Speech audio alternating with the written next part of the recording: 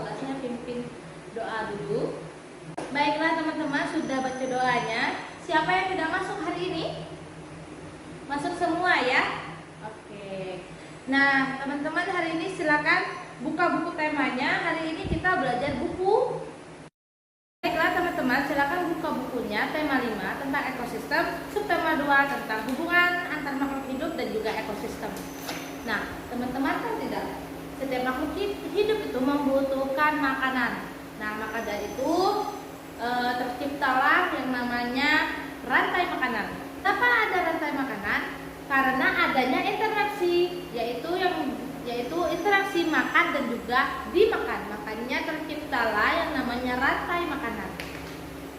Nah, untuk rantai makanan sendiri, pengertiannya yaitu rangkaian peristiwa makan dan dimakan antara makhluk hidup untuk kelangsungan hidupnya.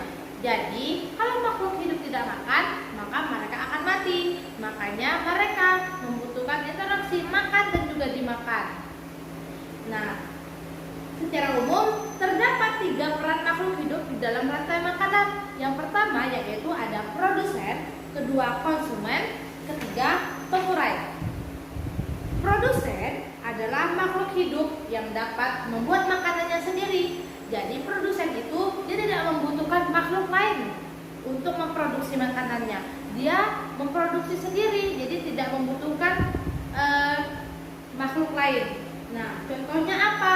Rumput, padi, jagung. Nah, bagaimana kok bisa mereka memproduksi makanan sendiri tanpa mencari makanannya? Jadi, tanaman itu hanya memerlukan sinar matahari untuk bisa membuat makanannya. Nah, bagaimana? Dengan cara proses fotosintesis. Nah, jadi ketika matahari menyinari tanaman tersebut, nah terbentuklah proses yang dinamakan proses fotosintesis yang menjadi makanan bagi tanaman tersebut. Yang kedua yaitu adalah konsumen. Konsumen sendiri adalah makhluk hidup yang tidak dapat membuat makanannya sendiri sehingga memerlukan makhluk hidup lain. Contohnya yaitu hewan.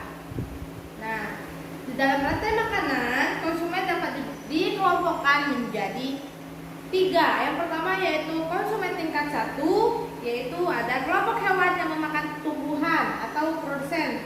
Contohnya ada rusa, kelinci, belalang, sapi, dan pemakan rumput lainnya. Yang kedua yaitu konsumen tingkat 2, yaitu hewan yang memakan hewan lain. Contohnya karnivora atau omnivora. Hewannya yaitu katak, ular, tikus. Yang ketiga yaitu konsumen puncak. Itu kelompok hewan karnivor yang tidak ada pemangsanya.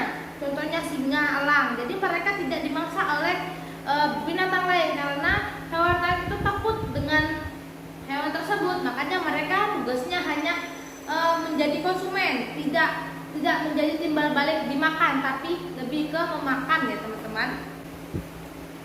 Yang ketiga yaitu pengurai. Pengurai adalah makhluk hidup yang mengurai sisa-sisa tubuh makhluk hidup lain yang telah mati. Contoh pengurai ini apa? Ada cacing, ada jamur, dan juga ada bakteri. Jadi ketika bangkai hewan yang sudah dimakan, nah mereka akan dimakan kembali oleh cacing tanah. Cacing tanah inilah yang dinamakan pengurai. Selain cacing tanah ada juga bakteri tadi dan juga jamur ya. Baiklah, sekian dulu pembelajaran kita hari ini.